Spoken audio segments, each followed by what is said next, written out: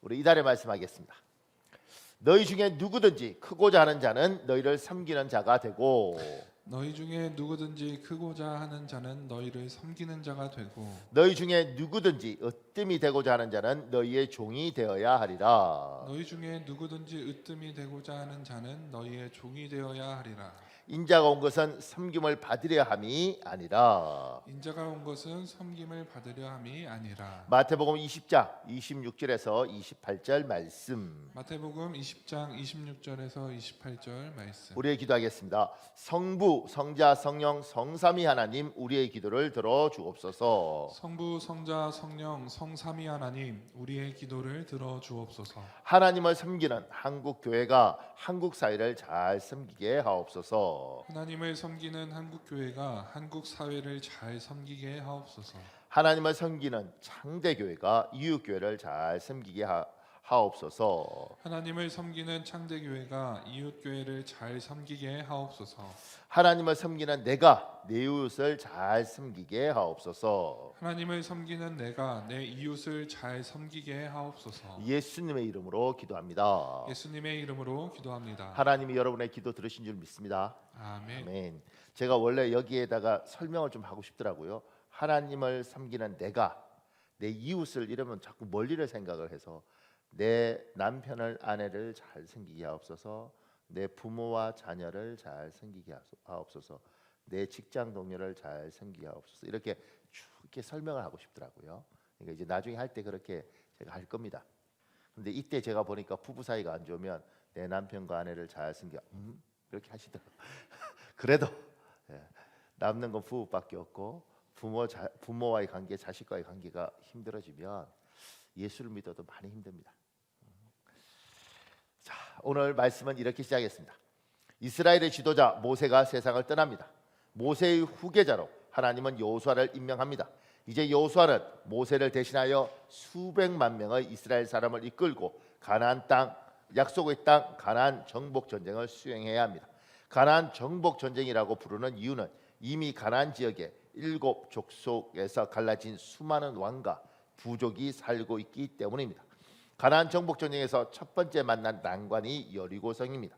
여리고성은 기원전 8,000년경에 세워진 가나안 땅에서 가장 오래된 성읍이며 튼튼한 요새입니다.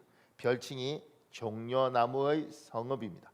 넓은 평원으로 주변에 종려나무가 가득하고 오아시스도 많기 때문입니다. 많은 사람이 살고 번성한 도시입니다. 가나안 정복 전쟁을 치르는 것에 심한 심적 중압감을 느끼던 여호수아는 여리고 성을 정복하기 위해서 2명의 정탐꾼을 보냅니다.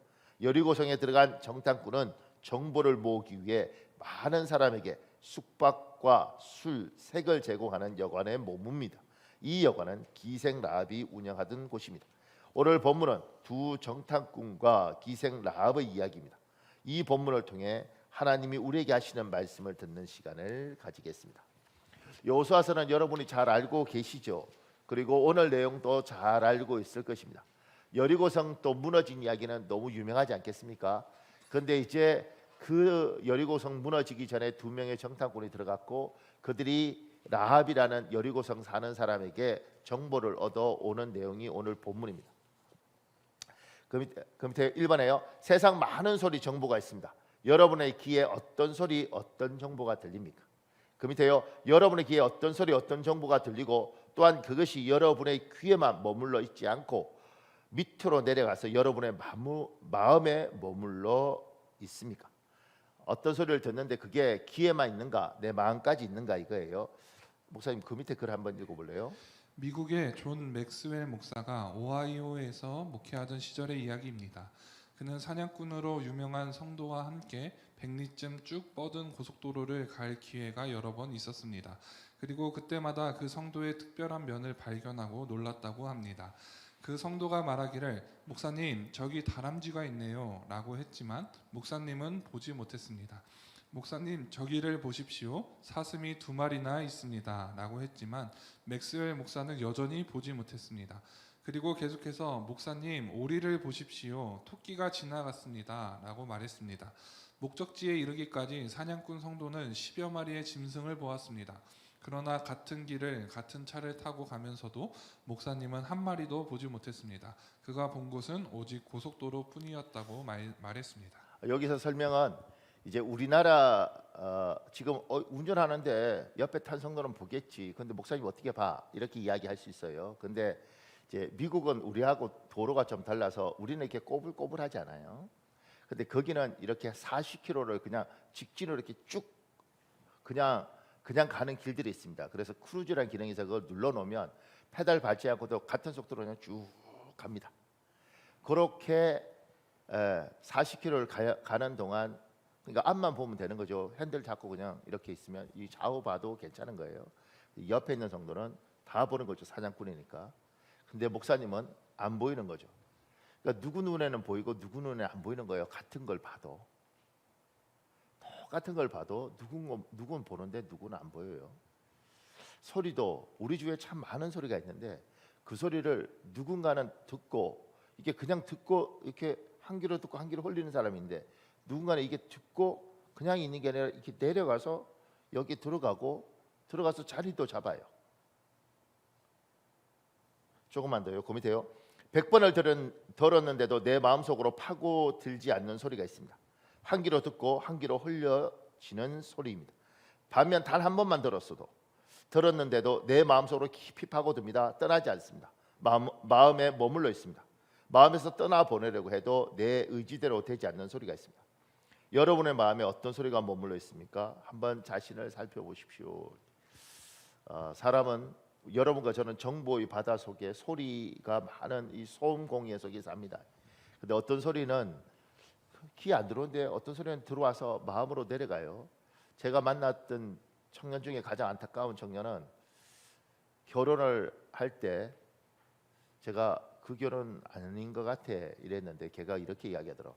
목사님, 저희 엄마가 남자는 키가 크고 잘생겨야 된다고 했어요. 문명란 사모님 웃어야지. 키가 크고. 아 맞아. 공감대가 돼야지. 근데 키가 크고 잘생겨야 돼요. 제가 아니다.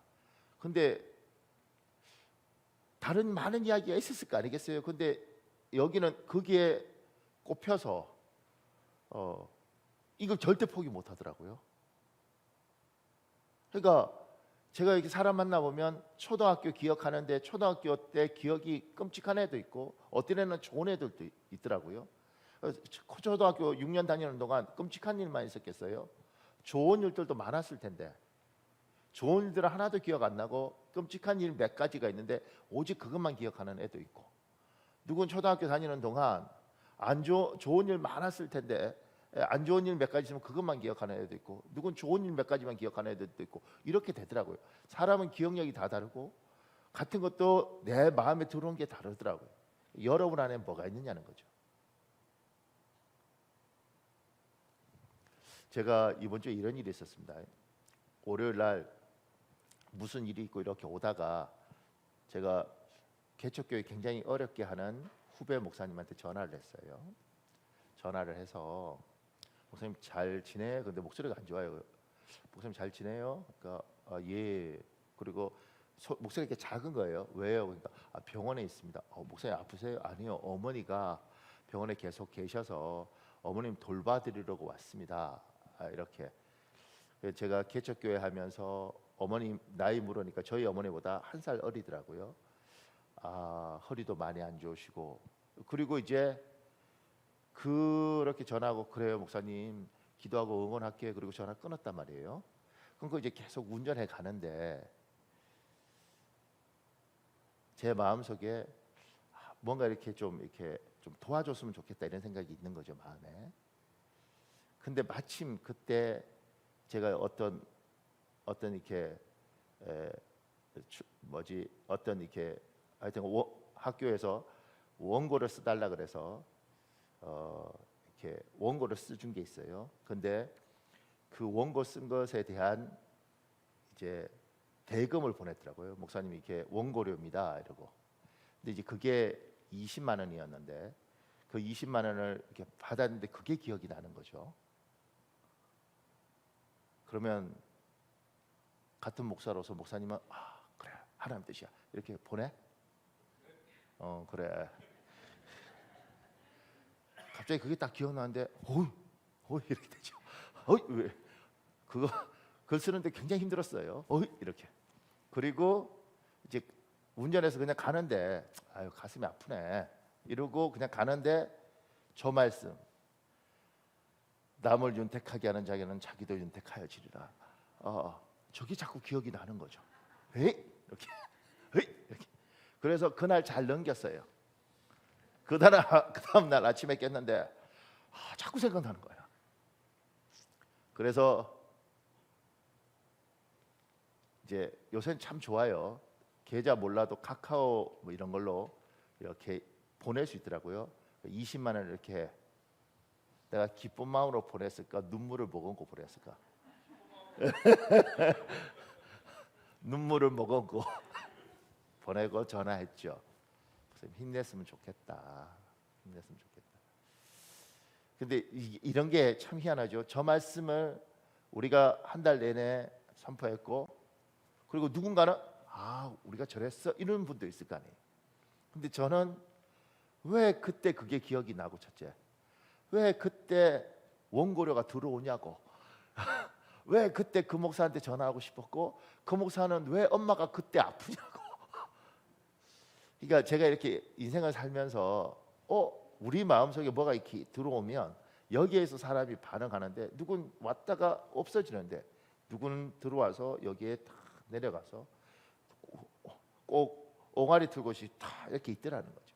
그리고 그 말이 나를 막 이렇게 몰아가더라는 거죠. 조금 전에 제가 말했던 어떤 자매처럼 남자는 무조건 키 같고 잘생겨야 돼. 그런 이야기에 잡혀서 다른 건 다 양보해도 목사님 전 이건 절대 양보 못해요. 이런 사람들이 있더라는 거죠. 여러분 안에는 뭐가 있느냐? 조금 더요. 그 밑에 작은이 뭐래요?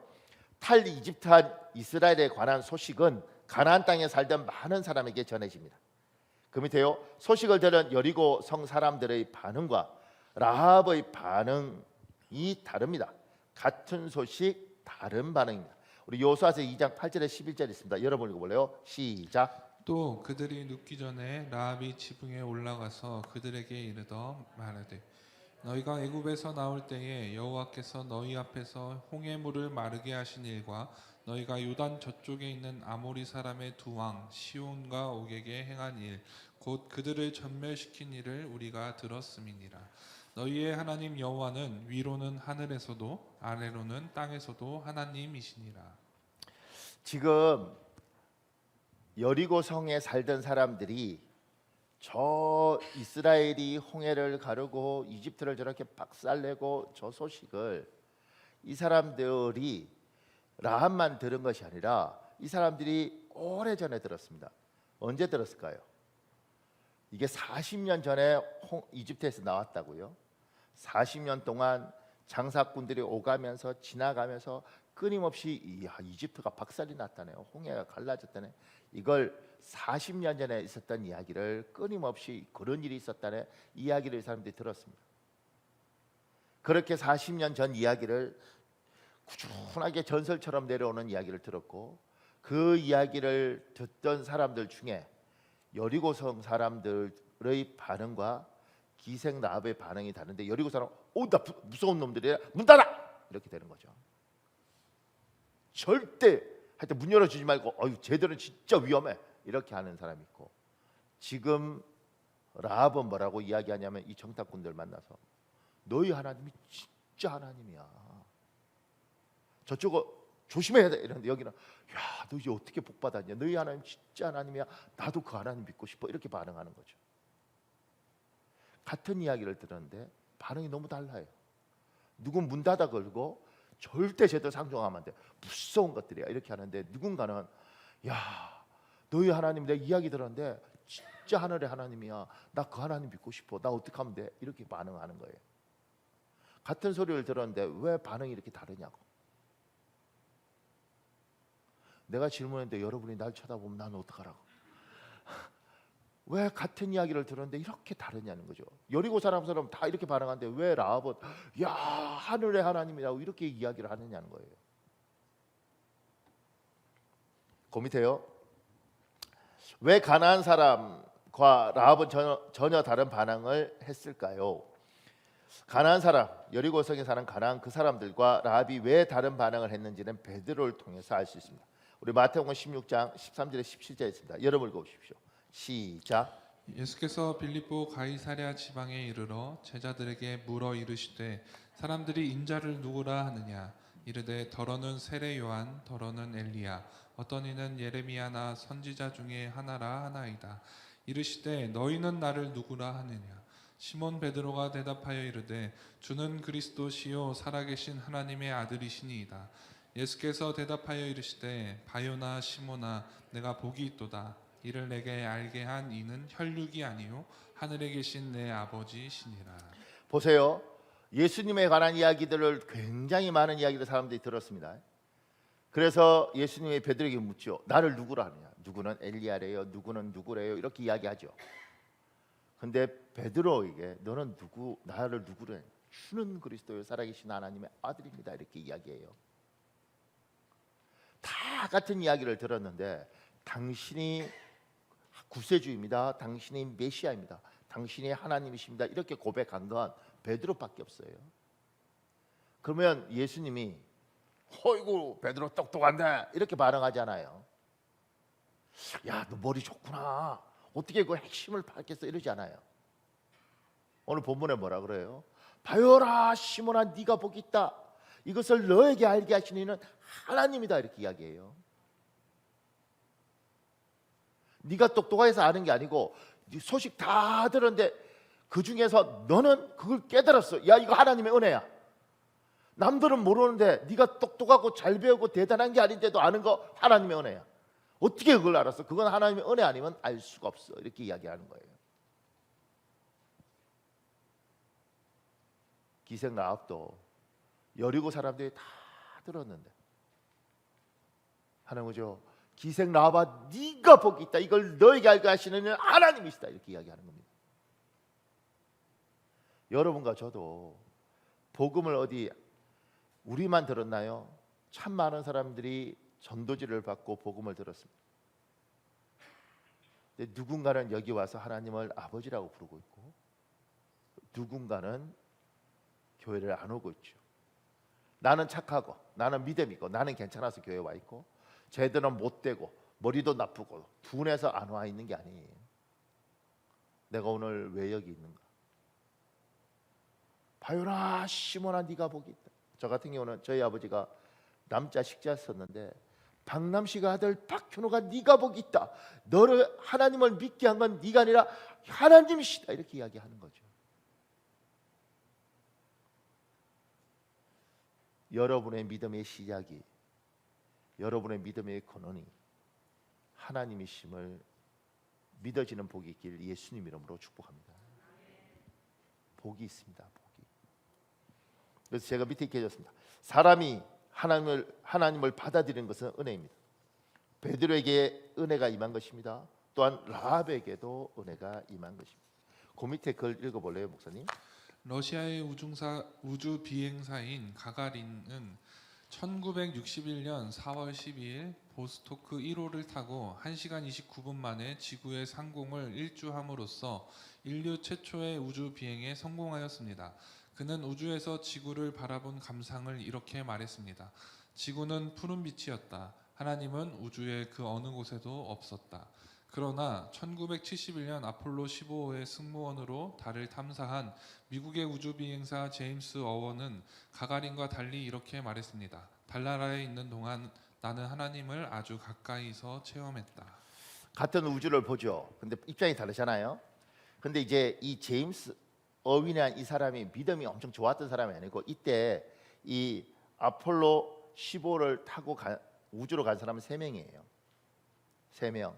근데 이 3명이 원래부터 신앙이 있었던 사람들은 아닌 것 같아요. 교회는 다녔지만 분위기가 그러니까 미국이 문화죠, 문화. 그래서 근데 요 3명이 별로 안 예쁜 게 우표를 398장을 이렇게 숨겨서 우주로 갔다는 겁니다. 우리 붙이는 우표 있잖아요. 왜 398장을 숨겨서 갔냐면 갔다 와서 이거 우주간 우표예요. 이렇게 해서. 그래서 이걸 팔아먹는 게 이 우주 비행사들이 챙기는 거예요. 그러네요. 참 우주 비행사 그 당시에 대단할 텐데 이렇게 치사하게 돈을 버는데 내가 보니까 돈 벌만해. 그 당시에 엄청나더라고요. 그러니까 비행 우표 하나가. 근데 그랬던 사람들이니까 이 사람들이 별로 예쁘거나 뭐 능력은 뛰어나죠. 그러지 않았습니다. 근데 이 세 명 중에 이 어윈이라는 사람은 그렇게 올라가서 달을 돌고 이렇게 하는데 그때 이 사람에게 심장마비가 왔어요. 그래서 나사가 난리가 난 거죠. 왜냐하면 우주에 가서 우주 비행사 죽었다 그러는 순간 미 우주항공국이 박살이 나는 겁니다. 그 난리가 나는 가운데 어떻게든 이 사람이 살아서 돌아왔습니다. 그것도 날개가 이렇게 우주선이 떨어질 때 이렇게 낙하산에 펴져야 되는데 하나 안 펴져서 잘못하면 큰일 날 뻔했는데 다른 거 2개가 펴져서 살았습니다. 그렇게 살고 난 이후에 이 사람이 하나님의 사람으로 완전히 바뀌는 겁니다. 그래서 이 고백을 하는 겁니다. 그때 하나님이 그래서 교회 다니면서 간증하시고 그리고 이분이 나중에 제단을 만들어요. 그러면서 내가 이거 만든 건 하나님 이 땅에 하나님이 살아계시다는 걸 나는 이야기해야겠다 이렇게 된 거예요.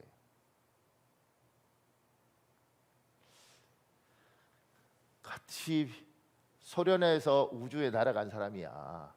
공산당이 내가 그렇지 다치고 미국에서 날아간 사람들이 교회 문화인데도 불구하고 하나님을 제대로 만나지 못한 사람들 그리고 그 중에서 나름대로 도둑질도 하던 사람들 근데 그 중에서 이 한 명은 가장 불행할 수 있고 심장마비로 죽을 수 있었던 이 사람은 그 가운데 하나님을 만나요. 그리고 평생 하나님을 전하다가 이 세상을 떠납니다. 어이고 저 사람 뭐지? 은혜죠. 은혜죠. 하나님을 아는 건 은혜입니다. 우리 노력이 아니라 우리가 노력할 뿐이지 은혜입니다. 은혜. 그 밑에요. 질문. 하나님은 여리고성에서 라합 한 사람만 구원하고 싶었는가? 다른 사람은 구원하고 싶은 마음이 없었는가? 그 밑에요. 여리고성에 있는 모든 사람은 이스라엘 관련 소식을 들었습니다. 하루 이틀 들은 것이 아닙니다. 40년 전부터 듣던 소리입니다.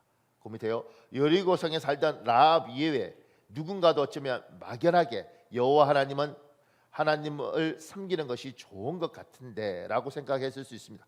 그러나 그들에게 하나님을 믿을 기회가 주어지지 않았습니다. 그러나 라합에게 하나님을 믿을 기회가 주어졌습니다. 라합은 그 기회를 꼭 붙들었습니다. 사람들이 그 성에 살던 사람들이 소식 들었어요. 그리고 그 중에 누군가는 생각했겠죠. 진짜 있나?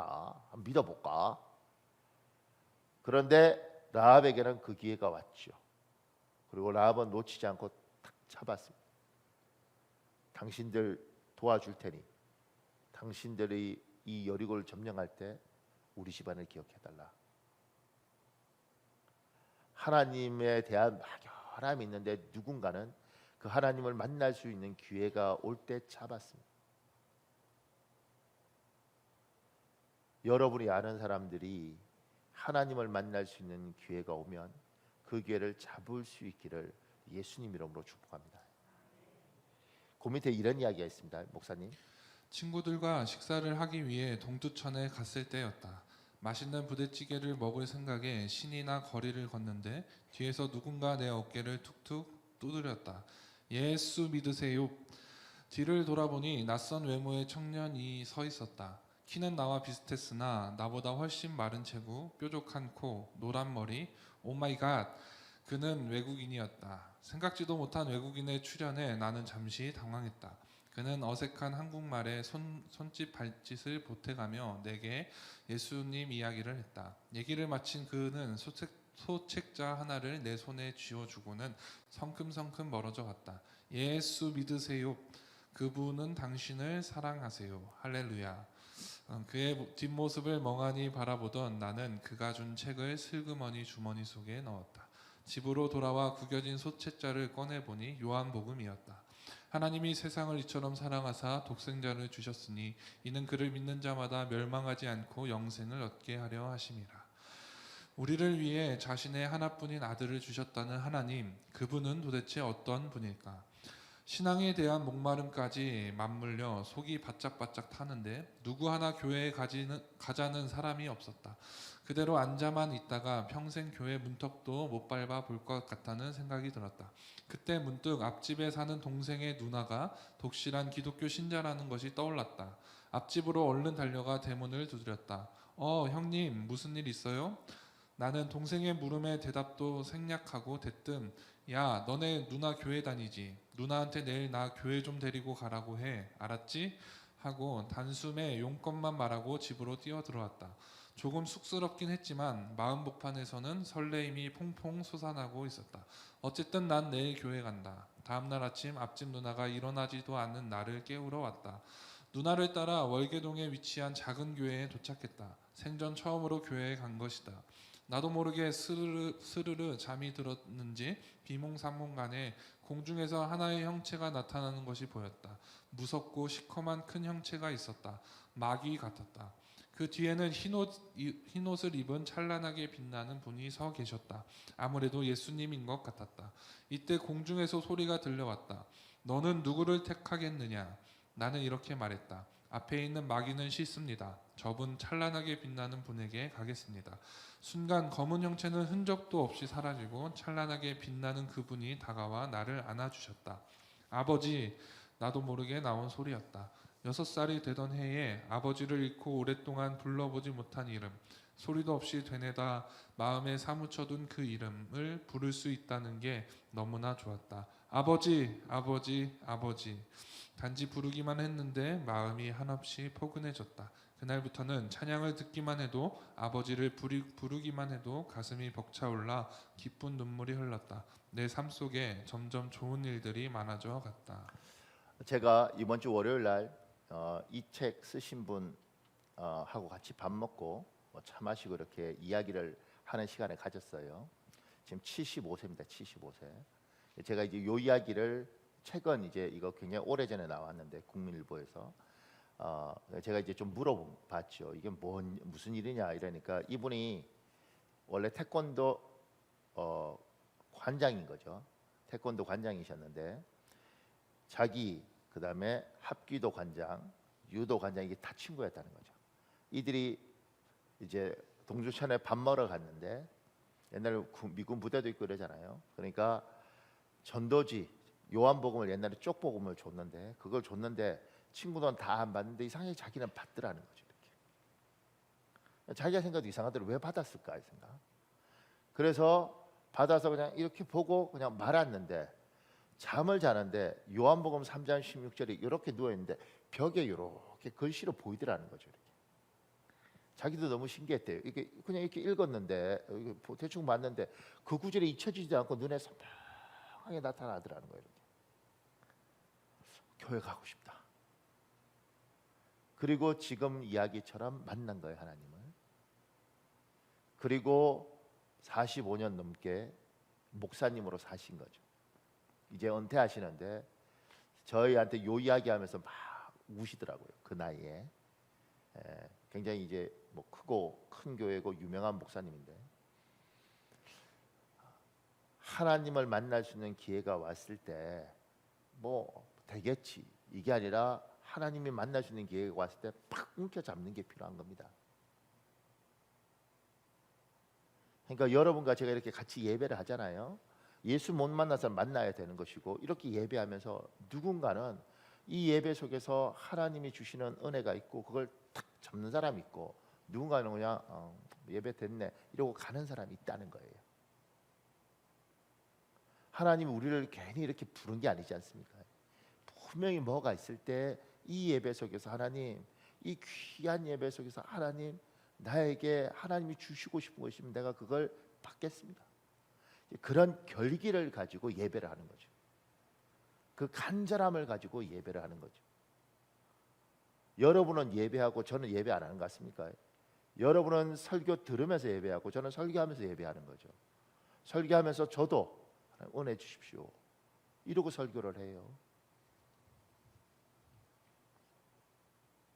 하나님 말씀을 듣는 사람도 은혜가 되고 말씀을 주는 사람도 은혜가 되고 하나님 이 가운데 하나님 이야기하십시오.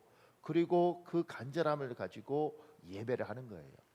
근데 누군가는 이 예배 가운데 하나님 주시는 뭔가를 탁 잡는 사람이 있는 거죠. 그걸 옛날 우리 선배들은 예배에 승리하십시오 이래요. 예배 드리고 나면 정말 마음이 확 뚫리는 것 같고 기도하고 나면 눈에 눈물도 나고 감격도 되고 감사도 되고 내가 정말 하나님 그런 마음들이 예배 속에 있는 거죠. 지금은 한국 교회가 다 지쳐 있습니다. 목사님도 다 지쳐 있습니다. 음향이라는 게 좋아서 막 사운드가 막 울릴 뿐이지 다 지쳐 있습니다.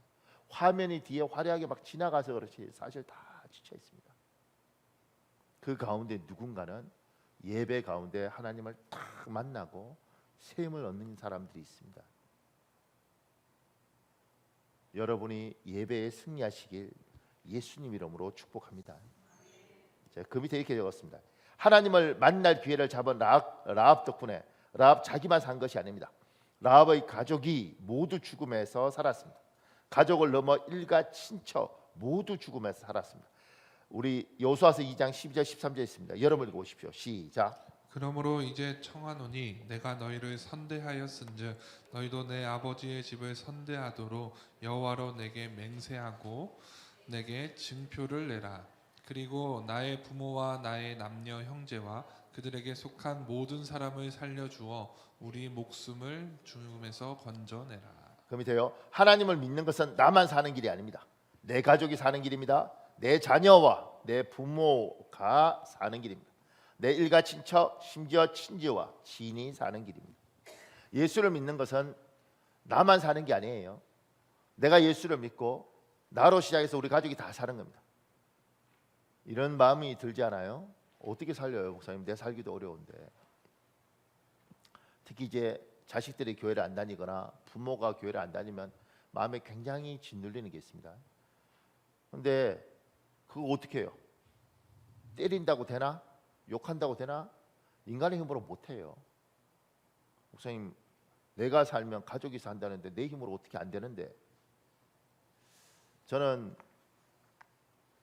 제 친구의 친구 목사를 보면서 들었던 생각. 시골에 태어나서 서울대 들어가서 공부하고 은혜 받고 목사가 되어버렸습니다. 그리고 그 시골에 가서 지금 아주 시골은 아닌데 거기 가서 열심히 목회를 하는데 그 아들이 볼 때 아버지가 한심한 거죠. 그 좋은 학교 나와서 목사는 하고 이게 뭐냐 이러고 어렸을 때부터 반발을 하는 거예요. 애가 좋은 회사 들어가서 돈이나 벌지. 애가 이제 늘 삐딱한 거죠. 그런데 어느 날 이 아이가 군대를 갔다 오고 이 목사님과 아들이 여행을 갔습니다. 둘이만. 그건 이제 애가 가고 싶어 간 게 아니고 엄마가 빈 거죠. 제발 아버지하고 너희 부자 관계가, 왜냐면 아버지는 아들이 교회 안 다니니까 너무 싫고 아들은 또 아버지가 하는 게 너무 싫고 그 중간에 엄마만 껴서 너무 힘들다가 엄마가 이 아들한테 제발 내 부탁이다. 그리고 남편인 목사 자기 남편을 막 설득하고 그 둘이 강제로 여행을 보낸 거예요. 그 둘이 여행을 갔는데 사이가 가뜩이나 서먹서먹한데 여행이 괜찮겠냐고요. 여행을 갔는데 이 목사잖아요. 새벽이 되면 일어나서 찬송 부르고 성경 보고 기도하고 뭐 이러는 거죠. 아들은 옆에서 자고. 그럼 며칠 여행을 하는데 아들이 갑자기 이런 생각이 들더래요. 새벽에 일어나서 꿇어 앉아서 막 기도하는 자기 아버지를 보면서 이 사람은 왜 이렇게 살까? 이 사람은 왜 이렇게 살까? 왜 저럴지? 뭐 때문에 저럴까? 아들이 인생에서 이제 그런 질문을 하게 된 거죠. 그러면서 그 여행을 갔다 오고 이 아들에게 믿음이 생겼어요. 굉장히 이상하죠. 이게 말이 돼? 우리가 우리 가족을 억지로 끌어다가 예배당에 앉혀놓을 수 없습니다. 욕하고 하면 관계만 틀어지죠. 목사님 어떻게 해요? 우리는 우리 길을 가는 겁니다. 눈이 오나 비가 오나 또는 마음이 힘들어도 하나님 앞에 예배하고 헌금하고 때로는 비 오는 날 주차 봉사하고. 나 생각하죠. 저 사람 왜 저렇게 살아? 내 엄마고 내 아버지고. 근데 다 이상하면 문제가 있는데 다 괜찮아. 근데 나머지는 다 괜찮은 내 부모고 내 가족인데 이 신앙만 가면 저 사람은 왜 저렇게 사나? 이건 다 괜찮은데 이게 이해가 안 가요. 근데 어느 날 하나님이 눈을 열어주면 저 사람이 도둑질하는 것도 아니고 강도질하는 것도 아니고 참 괜찮은 사람인데 저렇게 믿는 걸 보면 뭐가 있나? 근데 하나님이 은혜를 탁 주면 나도 할까? 이렇게 바뀌는 거예요. 내 힘으로 못하는 겁니다. 목사님 애들이 교회 안 다니는 애들 많아요. 왜 그런지 아세요? 사단이 방해하고 목사님들이 애한테 억압을 하니 애가 인격적이지 않다고 생각하는 거죠. 당신 체면 때문에 날 교회에 집어넣어? 이렇게 가는 거예요. 그런데 하나님이 눈을 열어주면 저 사람들은 맨날 엄마 아빠가 새벽에 가서 기도하고 울고 가슴 아파하고 왜 저렇게 살지? 그러다가 하나님께서 은혜를 주시면 저 사람들이 도둑질하는 것도 아니고 나쁜 짓 하는 것도 아니고 내가 보니까 참 괜찮은 사람인데 뭐가 있겠지? 그래서 여러분과 제 인격이 굉장히 중요한 겁니다. 우리가 참 괜찮은 인격과 열심히 살고 부지런히 사는데 신앙적인 것을 양보하지 않는다는 것은 너 교회 안 오면 죽어 이게 아니라 네가 교회를 다니다 안 다니다 안 다니는 가슴이 찢어지는 것 같지만 우리는 하나님 앞에 제대로 살려고 몸부림을 친다. 이렇게 살길 원하지만 요구하지도 않고 강요하지도 않고 승질내지도 않다. 가슴 아플 뿐이다. 이게 얼마나 좋은 건데. 그리고 우리 길을 가는데 어느 날 하나님이 긍휼을 베풀면 이 아이에게 그 믿음이 들어가는 겁니다. 그래서 예수 믿는 여러분이 기뻐해야 되고 감격을 해야 되고 부지런히 살아야 되고 성품과 인격이 괜찮아야 되는 겁니다. 그래야 우리 아이들이 반박을 못하는 겁니다. 그래야 내 형제들이 어이구 형님 뭐 교회 다니더니만 이런 말을 못하는 겁니다. 마지막으로요 4번에요 라합은 구원받은 차원을 넘어 쓰임받는 인생이 이었습니다. 하나님은 라합을 하나님을 위해서 이스라엘을 위해 멋지게 사용하십니다. 그 밑에요 구원받은 차원에서 만족하며 사는 사람과 구원받은 차원을 넘어 하나님께 쓰임받는 차원에서 만족하는 사람이 있습니다. 모세의 뒤를 이은 이스라엘 영적 지도자 여호수아는 심한 중압감에 시달리고 있었습니다. 그래서 하나님은 여호수아에게 강하고 담대하라 두려워하지 말며 놀라지 말라 내가 어디로 가든지 내 하나님 여호와가 너와 함께 하느니라 고 계속해서 용기를 주십니다. 이런 여호수아에게 두 정탐꾼이 전한 라합의 이야기는 천군만마와 같은 희소식이었습니다. 우리 여호수아서 2장 23절부터 24절 있습니다. 여러분 읽어볼래요? 시작. 그 두 사람이 돌이켜 산에서 내려와 강을 건너 눈의 아들 여호수아에게 나아가서 그들이 겪은 모든 일을 고하고 또 여호수아에게 이르되 진실로 여호와께서 그 온 땅을 우리 손에 주셨으므로 그 땅의 모든 주민이 우리 앞에서 간담이 녹더이다 하더라. 지금 여호수아 정말 힘들어요. 왜냐하면 위대한 모세 세상 떠났죠.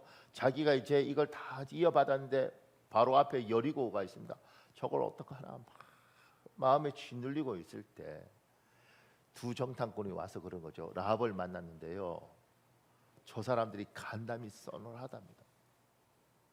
라합이 했던 이 말들이 이게 라합은 그냥 자기 이야기 한 건데 이걸 통해서 하나님은 여호수아에게 힘을 주고 용기를 줘요.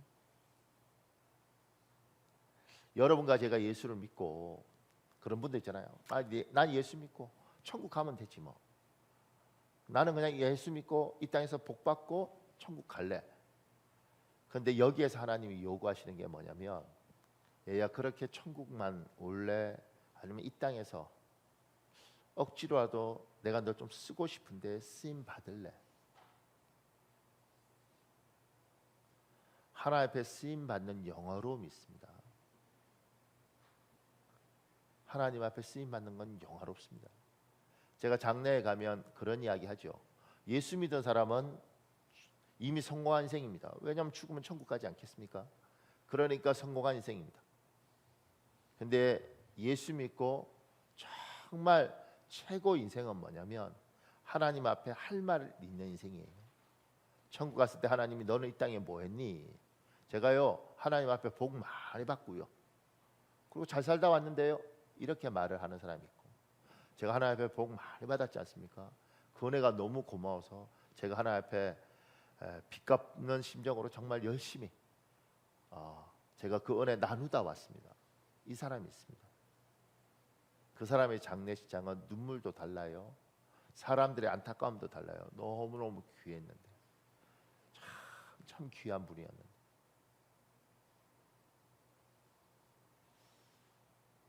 기도하셔야 됩니다. 하나님, 내가 주님의 은혜로 바요나 시몬아 네가 복이 있다는 것처럼 제가 주님의 은혜로 하나님을 믿었습니다. 그리고 지금까지 하나님의 은혜로 그래도 연명하면서 끼니 걱정 안 하고 이만큼 왔습니다. 하나님, 이제 내가 앞으로 30년이든 40년이든 천국 갈 텐데 하나님 앞에 가서 내가 할 말이 있는 인생이 되어야 될 텐데 하나님, 지금 이 라합처럼 억지로라도 날 쓰시면 내가 기꺼이 날 드리겠습니다. 나를 통해서 하나님 일하시옵소서. 누군가에게 힘을 주시고 누군가에게 용기를 주시고, 내가 하나님 앞에 갔을 때 하나님께서 네가 이 땅에 뭐 했니? 제가 많이 부족했지만 그래도 하나님 은혜 알고 은혜 갚으려고 노력하다 왔습니다. 그 고백 하시는 여러분 되시길 예수님으로 축복합니다. 제가 그래서 그 밑에요. 하나님은 라합을 통해서 이스라엘 역사의 가장 위대한 다윗 왕을 태어나게 합니다. 우리 마태복음 1장 5절 6절에 있습니다. 여러분 읽어볼래요? 시작. 살몬은 라합에게서 보아스를 낳고 보아스는 루색에서 오벳을 낳고 오벳은 이새를 낳고 이새는 다윗 왕을 낳으니라. 기생 라합이 생각이나 했겠습니까? 자기가 다윗의 할머니가 된다는 것. 하나님을 믿고 하나님을 붙들었는데 기억되어지는 사람이 되는 겁니다. 마무리를 이렇게 했습니다. 여리고성에 살던 기생 라합은 이스라엘 백성에 관한 소식, 여호와 하나님에 관한 소식을 듣습니다. 그리고 두 정탐꾼을 통해서 찾아온 하나님을 만날 수 있는 기회를 꼭 붙잡습니다. 그리고 라합 덕분에 그의 가족 친족 모두가 기사회생합니다. 또한 기생 라합은 하나님께 구원받은 차원을 넘어 하나님께 쓰임받는 인생을 삽니다. 여호와께서 요수아에게 용기를 주고 다윗의 조상이 됩니다. 변화된 인생을 삽니다. 오늘 예배하는 모두에게 라합과 같은 복된 인생 되길 예수님 이름으로 축복합니다. 여러분, 우리 9분 기도할 수 있습니다. 이 시간에 주여 한번 간절히 부르시고요. 하나님, 하나님의 말씀이 들리게 하시고 그 말씀이 내 안에 있게 하여 주옵소서. 라합처럼 아버지 하나님, 다른 사람 여리고 사람은 다 잊었지만 하나님이 주시는 말씀이 내 마음에 있게 하시고 하나님 그 말씀이 나를 몰아가는 대로 따라가게 하여 주옵소서. 이 시간 주여 한번 간절히 부르시고 기도하겠습니다. 주여, 아버지 도와주시옵소서.